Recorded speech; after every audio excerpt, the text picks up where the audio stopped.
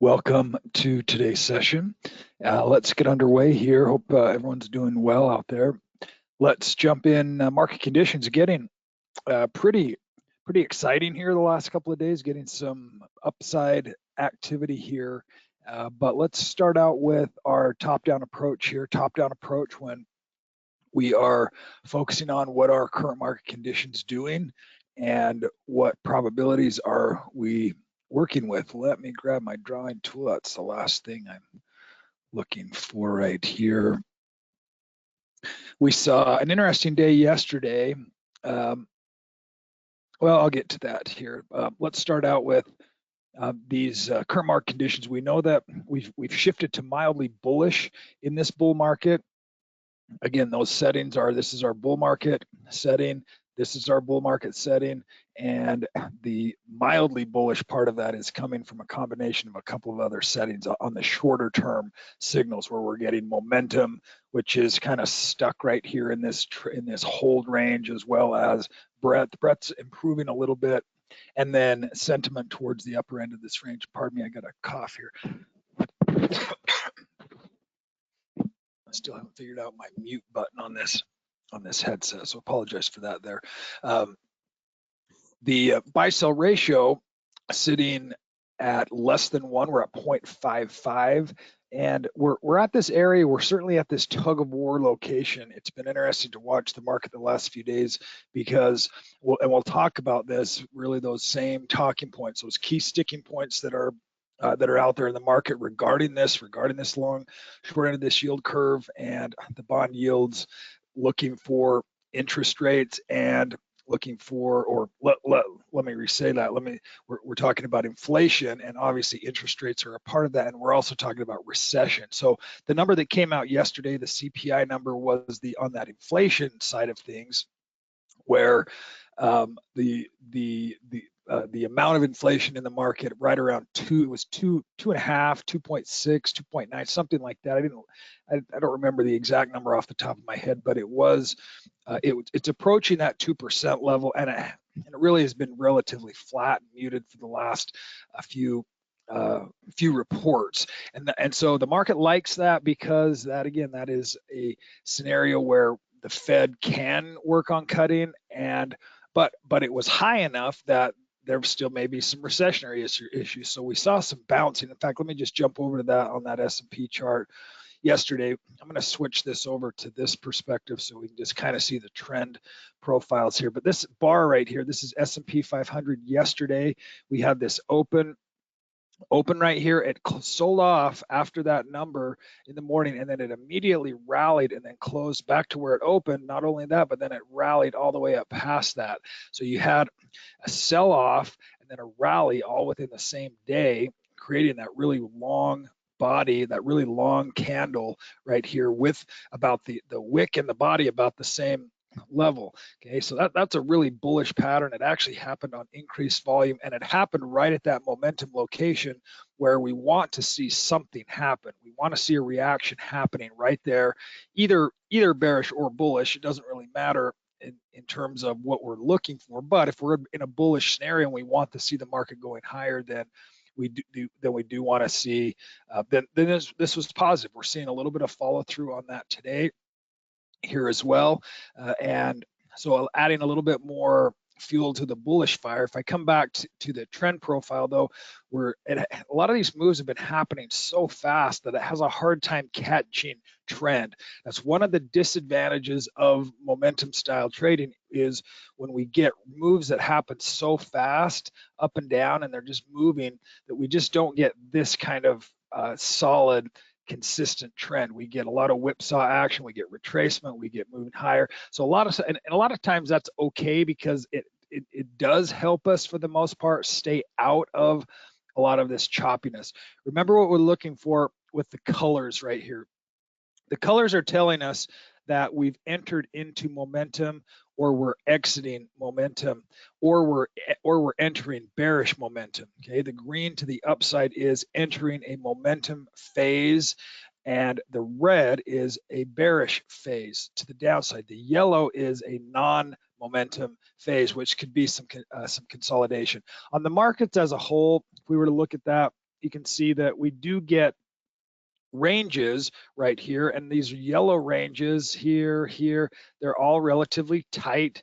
Okay, and they're not, they don't last very long, but you can see when we get these major market top ranges, that's a lot of volatility inside of that non-momentum range. Okay, so here is an attempted entry into momentum, and it failed. Here's an attempted entry into bearishness, and again, it just, in this case, we're in a bull market already, so we know that. So we know that sometimes when these are pulling back, we want to be aware of that, so that we're either stopping out of trades or we are not entering into trades. And then when we're entering back into, when we get back into that yellow phase, then we're watching for continuation. Okay, so ideally what we want to be trading for the bulk of the trend is the green or the red. If we were in a bear market, a downtrend would either be out during all the red or looking for some other type of strategy during that red period of time. But these red periods of time give us opportunities to lighten up the positions, adjust our portfolio allocation to a different percentage, just to manage our risk. Ultimately, what our job is to manage the risk of the trend. We obviously can't, we can't tell the trend what to do. We can't tell the market what to do. We can't jump in and say, I think the market's going higher, so I'm going to just buy right here because I think it's going higher. We need to be able to do and follow what the market is giving to us. And that changes every day. It changes all the time. When we zoom out a little bit like this, though, that gives us a little bit different perspective to say, oh, okay, I can kind of see what's happening. Now, the context to this chart pattern here is we want to be able to realize what's happening in that big picture. So this long-term market timing signal, that's why this is a 20-year chart. Notice this goes all the way back to 2011. And these are momentum signals. So obviously we're not looking to pick the exact bottom or pick the exact top. What we're looking for is we're looking to say, what is the highest probability direction of the market right now? Okay, and it's still up, but we also then want to say, what is where are we at in that trend? Are we early in that trend or are we later in that trend? So then we can use this upper momentum indicator to say, this is a 1-year time frame, so it's only capturing really the last year. Are we in the later part of that state of trend, or are we in the early part of the trend? Obviously, we know that we're in the later part of the trend just because visually we can see where we're at right here. And then we also can say that, yeah, we're at the upper end of that range, 20 or higher. 15 or higher is an upper end of a longer term momentum trade. So as we're entering the upper end of that trend, then we can start to adjust our allocation. And we can say, I just don't want to be 100% invested in equities, or I don't want to be 50%, or whatever those allocations are. The top end of that range, we have to start to adjust that portfolio size a little bit here. Okay, so you can see right now, we've been relatively flat. This whipsaw in the last 2 months has really been painful. Not super painful, but we have some drawdown. We've had some stop outs. We've had some gap stop outs on a few trades recently, which have been frustrating. But that's when we start to see this whipsaw activity, then we tend to struggle a little bit in performance at the upper end of the trends and at the bottom of the trends. And that's kind of where we're at right here is, are we going to continue higher? Are we getting stopped out of trades? Are we getting strong momentum to the upside? We also saw pretty aggressive shifting about 2 months ago over into, back into value, back into growth, over into small cap, back into value. Now we're seeing some moves back into, we're seeing some of these names again, like AppLovin, APP. This is the frustrating part of trading is we got stopped out of this trade, or we exited. I can't remember exactly, and then bam, here we go. Okay, taking off to the upside.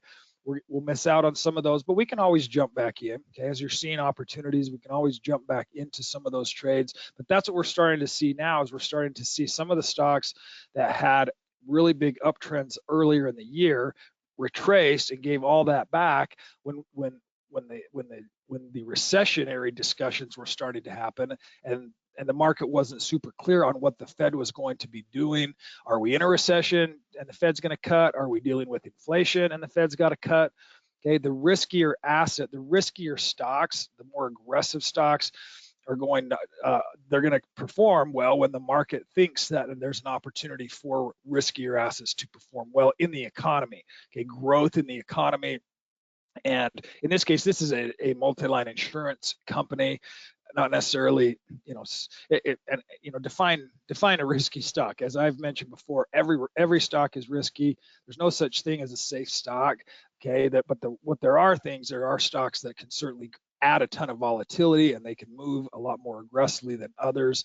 And those are typically the kind of stocks we try to focus on, just so that we can get a little bit higher octane, a little bit more bang for the buck.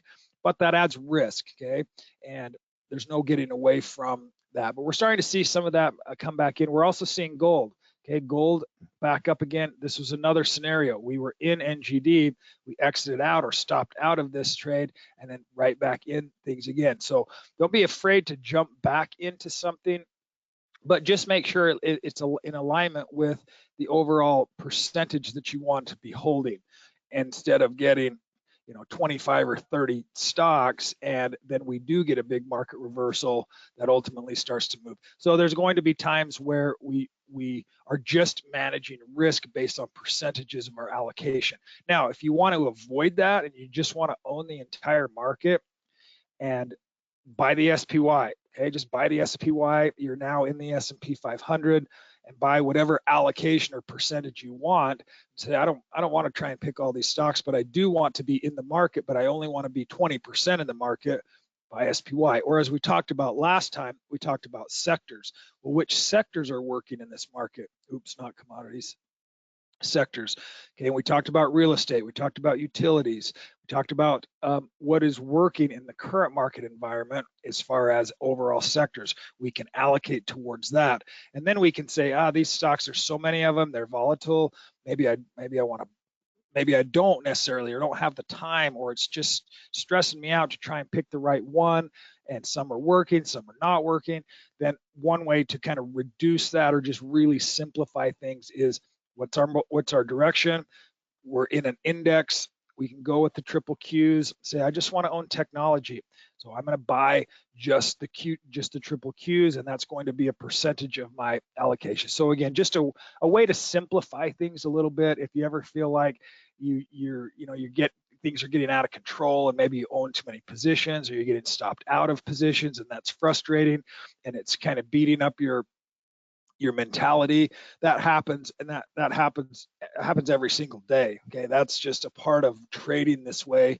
Is it's going to beat up your psyche a little bit if you don't understand that you're going to get stopped out more times than not. At least half the time you're going to lose. Okay, so our strategy is making sure those winners or those losers are very small, and that we hold on to the winners as long as we can. And we get opportunities, and you're starting to see some things that are starting to come back into play here. We're seeing, this is an interesting one here. We're starting to see these REITs, these real estate stocks, starting to come back in. So again, at these times, the other thing too is, if you're adding in and using that wheel portfolio idea, you don't have to just do one stock at a time. You could do 2 or 3 at a time. If you said, hey, I really like OSCR here, or I really like NGD right here at the market open, and say, I want to buy into a couple of trades today, you can certainly do that. Okay, and remember the method as far as entry. Let's talk about that as we like to, and we can say, let's just go back. Okay, let's look at NGD. We find it in our scan this morning. It comes up as a new buy list. We're going through, and we say it's got some of the criteria that I would want to be interested in. Number one, we're in the momentum zone. We're using the 6-month chart. We are looking for a confirmation bullish bar. Ideally, it happens at or near this location as well, so that we're relatively close to this. Sometimes they happen a little bit higher than this, than the 236, and that's okay. But this tends to be gives us a little bit better location for our stop loss, because ideally we could set a stop loss below this chunk of price activity, and that gives us a little bit wider stop loss. Now we can also go with increased volume. Remember, what the volume is telling us is that there is demand there. It doesn't always tell us that there's going to be more upside that particular day, but increased volume is just saying there are more players interested in buying into this uptrend than there were sellers in the downturn. Okay, so not a lot of people selling, more volume accumulation happening on the up day. Okay, those are just adding into the clues that we are in the right direction. We're in the right trend. Number one, we want to focus on our trend profile here. We want to be focused on the upper part of this chart pattern.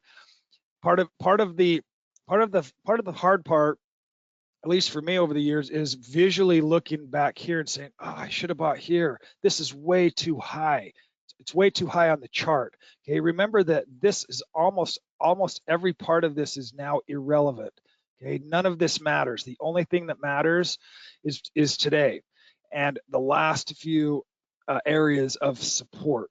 Okay, this is what is mattering right now, because this is where the stock is at. It's kind of interesting because, if you think about our lives and the decisions that we make over time, ultimately our present situation, our present life circumstances is a culmination of all the decisions that we've made over time.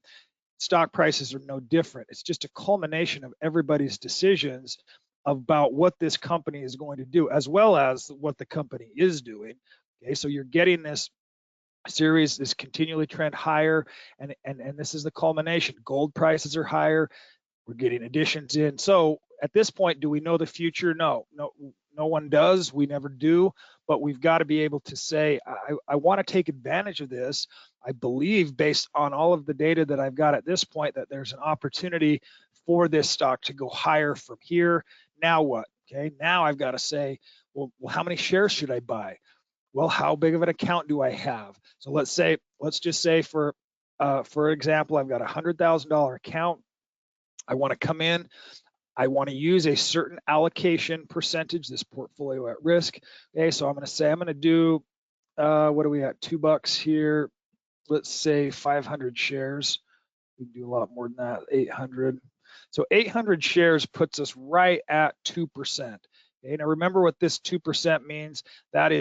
This is the trade size. And notice this says trade percentage at risk is 100% at risk right now. And that's because my stop loss is empty. I don't have a stop loss. So I want to know this number first. What is my risk if all hell breaks loose and we get hit by an asteroid or whatever the case may be? Worst case scenario, if we get hit by an asteroid, I guess we're going to have bigger problems than losing $2,000. But if the absolute worst case scenario is that this stock drops to zero, okay, it drops to nothing. That is the worst case scenario. My worst case scenario then is 2%. That's the most I could possibly lose if this stock were to drop. Now, obviously, we want to know that number, more about allocation and risk management because of the gaps. Okay, we deal with scenarios where stocks can gap down based on news items, based on uncertainties, based on those black swan. We've mentioned that term before. A black swan event is a completely unforeseen event, not even anticipated. Okay, 9/11 is a great example of a black swan event. It was completely unknown, and when that happened, there's no way that the market could have known that it was going to shut down the entire world for weeks and months. And similar to a COVID type scenario. COVID was a little bit more anticipated, but those are events that we just can't foresee. And when they happen overnight, or when they happen really, really quickly, COVID wasn't overnight, but 9/11 was, to where we had that happen. Earnings are another one. On biotech, it's FDA approvals. It didn't get approved, or it did, or it's scenarios where they can gap lower. That's the biggest reason why we want to have position size as a risk management factor as well, because we can get hurt. We can still get hurt. Probably not going to lose it all, but we can still get hurt. So what is 50% gap on 2,000? What if it was 10,000? 50% gap lower on 10,000. Now that's going to hurt. So we want to make sure that we're not getting too greedy, because the greed ultimately can come back to bite us. Okay, and by the greed, I just mean the position size. It doesn't have to be greed. It can be a part of your trading plan and say, I'm okay with the risk going up to 3%. Maybe I go up to 1,500, okay, or 1,200 is about 3%. So now I've got a $3,000 trade. This portfolio is a little bit bigger than that. So I've got a $3,000 at risk. Okay, is that, and I'm okay with that. If I'm okay with that, then by all means, make the numbers bigger. Okay, just realize that the bigger the number, the more reward, but the more potential risk as well. Let's stick with our 800 number, and now let's add our stop loss. Ideally, we want to set a stop loss below the most recent price activity. That was ideally it was hold activity, and then or non-momentum activity, and then when it's moving back into momentum, we want to place our risk below the location where it was not in momentum. In this case, it's, let's call that. Well, let's look and see exactly what it is. The lows right here are 231. Okay, so let's place our stop at $2.31 and see what that does. That's $400 at risk, 440. That puts our portfolio at risk down here at 0.38. Okay, if you're okay with that within your trading plan, decide what this number needs to look like for you. This creates a pretty wide stop. That's a 19% stop loss. Okay, and that's a pretty big percentage at risk. I like to go 0.3 or less in really strong markets. In markets like we've had really this last year, we've been right around 2.25 or 0.20. It's a little bit more conservative.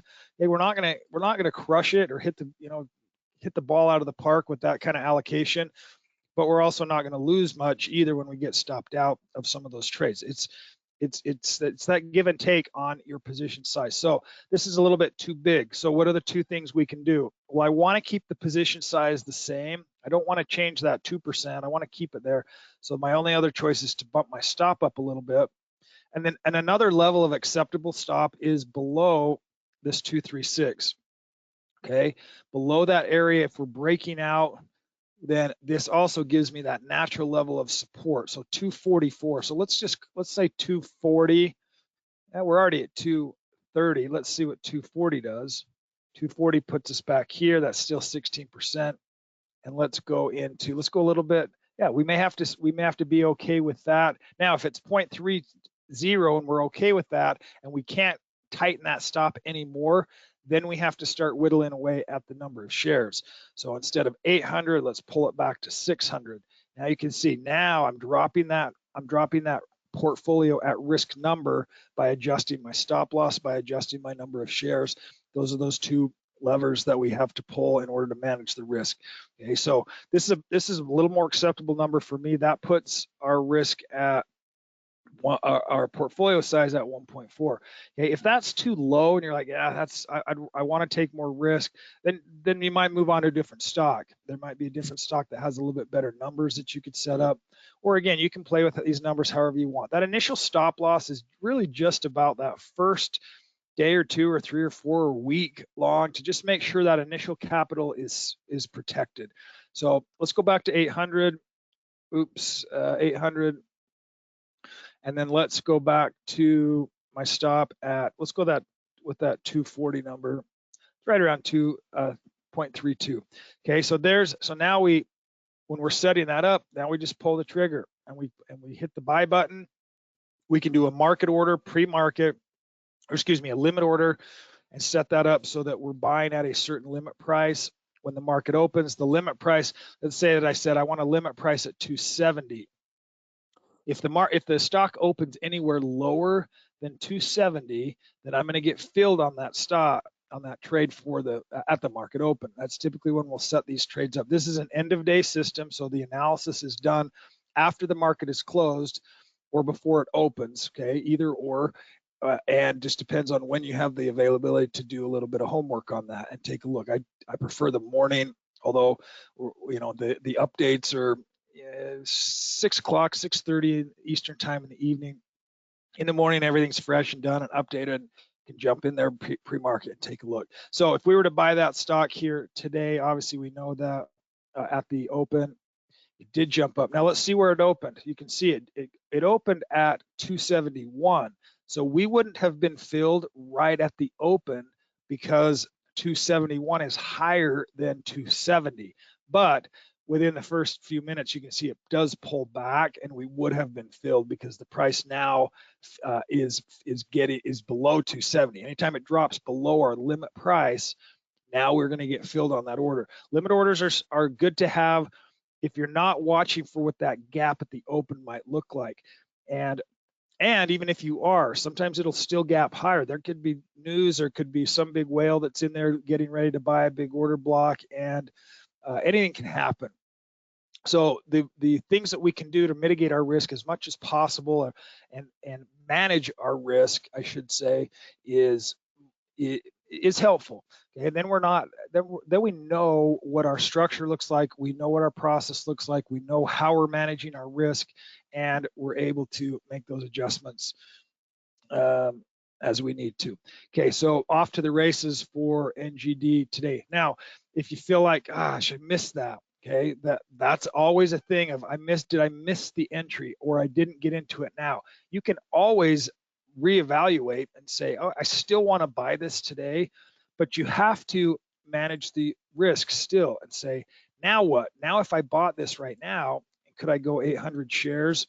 Now I'm still at 2% roughly, but my stop can't be all the way down here. I'm going to have a little bit different stop and trend profile setup. So 255, I might be able to buy that right now and have a stop at 255. Okay, that still allows me to have the proper risk amount. Even though I missed most of the move today, I'm going to be buying here. Now my stop loss is here instead of me buying here, and my stop loss being down here where it was. You can see that's dragging that 236 higher with that now. So I could still set that trade up even though I'd missed it. You don't want to get it too far into the trend, because then you deal with the retracement. When we get that retracement that pulls back too much and we entered in too far into that trend, then we're going to get stopped out of otherwise a good trend. So you could also enter in a smaller position and then wait for a pullback. Lots of different ways to do that. Don't have to be exact on the entry. You can still, that's part of the reason why we use daily charts primarily, is so that we can't jump in and say, what's the 1 minute tick doing? What's the 5 minute doing? What's the 60 minute doing? It's like, I got the daily chart. That's it. That's the only thing I can make an analysis on. And that way you're stuck to one method of analysis. You can't jump back and forth to something. You certainly can. You can go into your own charts, but I find that most of the time that's not effective. It just makes us jump to different strategies when it may not be warranted. Hopefully that's find some value in that information there today. I'm going to end on that note. Appreciate everyone's time and effort, and we'll see you next time. Have a great weekend. Bye now.